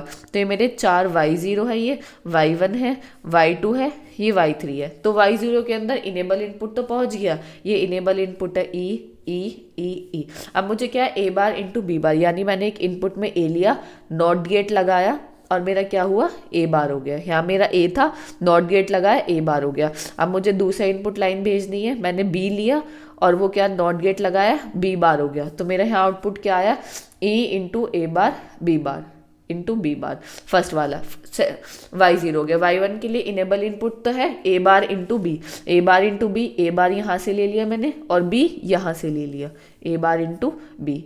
ये क्या आ गया, ए इंटू ए बार बी।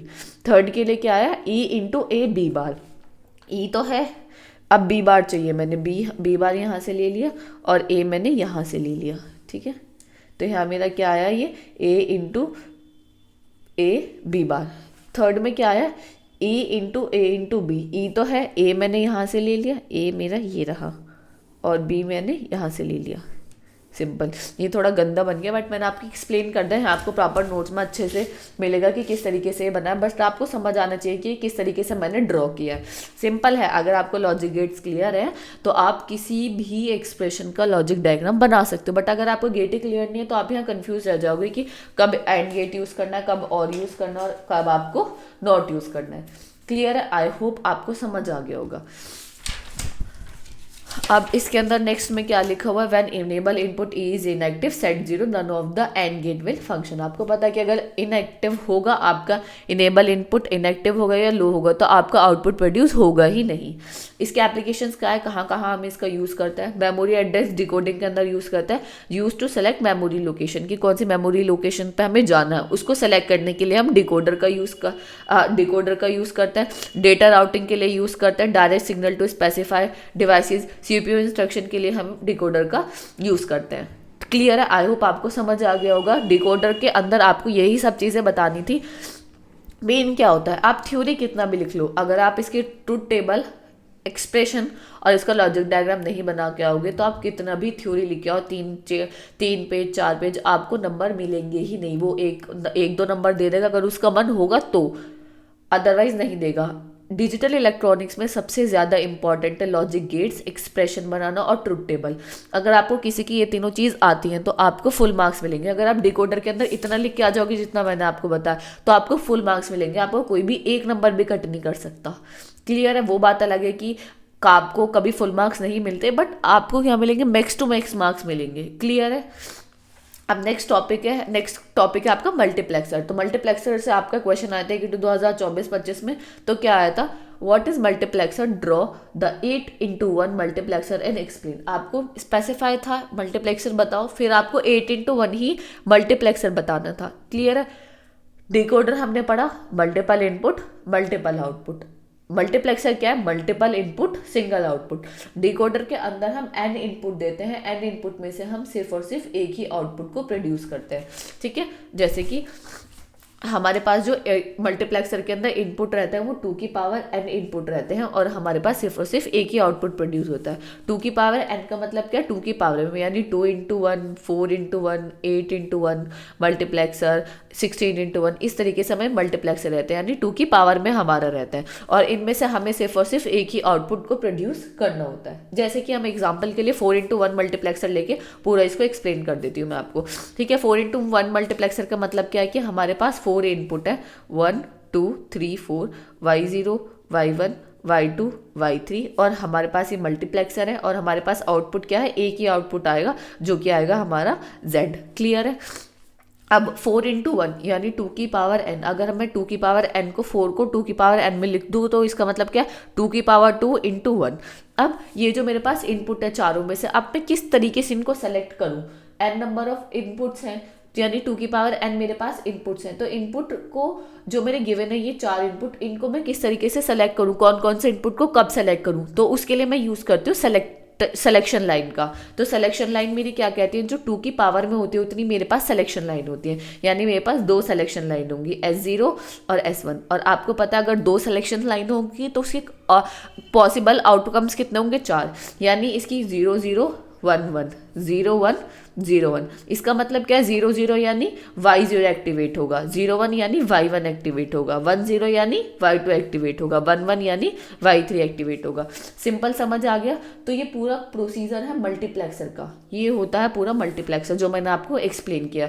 ये मैंने 4x1, आपको क्या बताना था, 8x1, अभी वो हम देख लेंगे पूरा, बट आपको ये समझ आया किस तरीके से होगा। 4x1 हमारा मल्टीप्लेक्सर है तो पहले हमें इसे 2 की पावर में लिखना पड़ेगा, 2 की पावर 2। ये जो 2 की पावर में n आता है, ये n रिप्रेजेंट करता है सिलेक्शन लाइन की, किस तरीके से हमें सेलेक्ट करना है। तो हमारे पास 2 सिलेक्शन लाइन है, 2 सिलेक्शन लाइन के हमारे पास 4 आउटपुट है और उसने बता दिया कि किस तरीके से आप कौन कौन से इनपुट लाइन को सेलेक्ट करोगे और कब कब सेलेक्ट करोगे, और उसके हिसाब से हमारा क्या आ जाएगा, आउटपुट प्रोड्यूस हो जाएगा। सिंपल है, आई होप आपको क्लियर हो गया होगा। ठीक है? अब क्या था हमारा, अब देख लेते हैं इसके अंदर लिखा हुआ क्या है। A multiplexer is a combinational circuit that select one input from many inputs and send it to a single output. बहुत सारे मल्टीपल इनपुट्स के अंदर हम एक सिंगल आउटपुट को प्रोड्यूस करते हैं, सिंगल आउटपुट को या सेलेक्ट करते हैं, इसको हम बोलते हैं मल्टीप्लेक्सर। MUX भी बोलता है, इसका मतलब क्या है, मल्टीपल इनपुट सिंगल आउटपुट। 2 की पावर n मैक्सिमम आप कितने इनपुट दे सकते हो, 2 की पावर n की में दे सकते हो, जैसे मैंने आपको बताया 2x1, 4x1, 8x1, 16x1। आप 3x1 नहीं दे सकते क्योंकि आप इसको 2 की पावर में रिप्रेजेंट नहीं कर पाओगे, तो वहाँ आपको सिलेक्शन लाइन पता ही नहीं चलेंगे। क्लियर है?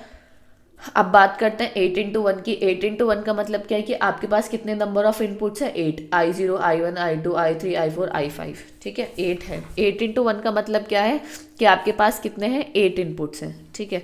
ये आपके पास 8 इनपुट है, I0 I1 I2 I3 dash dash dash I7 तक है। ठीक है? आउटपुट आपका एक ही रहेगा, आउटपुट आपका एक ही रहेगा। ये हो गया हमारा मल्टीप्लेक्सर।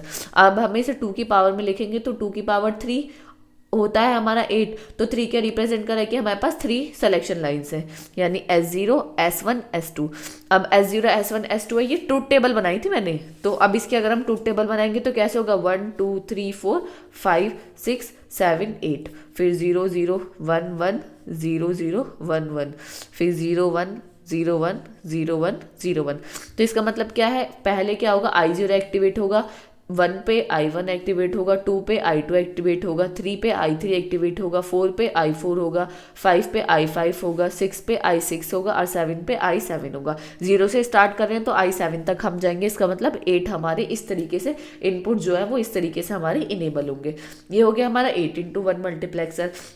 अब हमें क्या करना है, इनका आउटपुट लिखना है। आउटपुट हम किस तरीके से लिखेंगे, y या z, हमारा तो z है ना, तो z क्या करेगा, इन सब का समीशन, यानी I0 कब एक्टिवेट हो रहा है, जब S0 बार, S1 बार और S2 बार है, तो हमारा I0 एक्टिवेट हो रहा है, प्लस I1 एक्टिवेट कब हो रहा है, जब हमारा S0 बार, S1 बार और S2 ऐसे रह रहा है, तो हमारा I1 एक्टिवेट हो रहा है।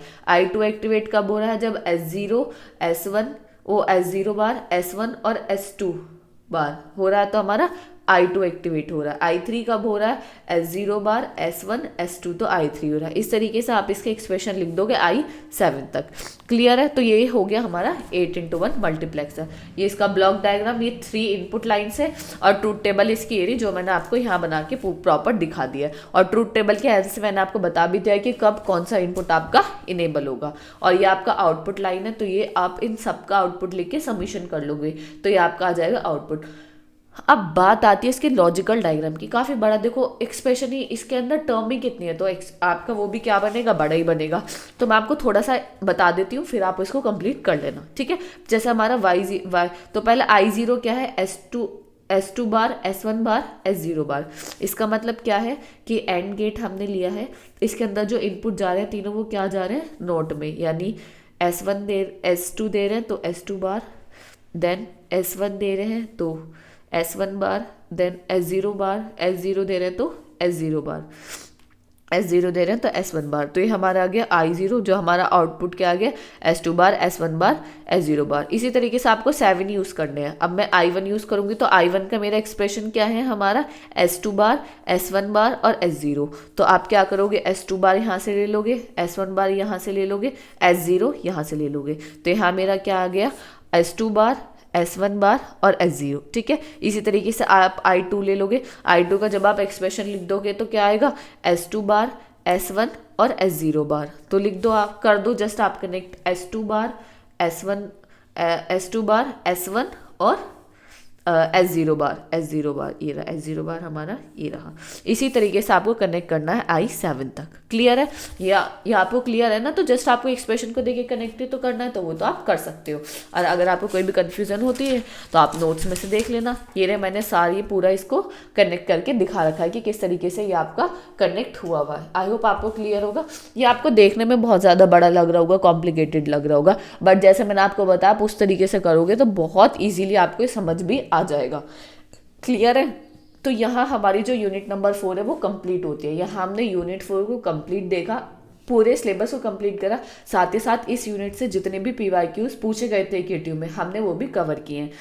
अगर आपको इस यूनिट में कोई भी डाउट है तो आप कमेंट सेक्शन में बता सकते हैं। ये यूनिट थोड़ा ऐसे है कि आपको थोड़ा याद करनी पड़ेगी, तो आपको डिकोडर, मल्टीप्लेक्सर, जो इंपॉर्टेंट टॉपिक है उनको आपको ट्रूथ टेबल, एक्सप्रेशन और लॉजिकल डायग्राम आपको पता ही होना चाहिए, क्योंकि वो बहुत ज़्यादा इंपॉर्टेंट है।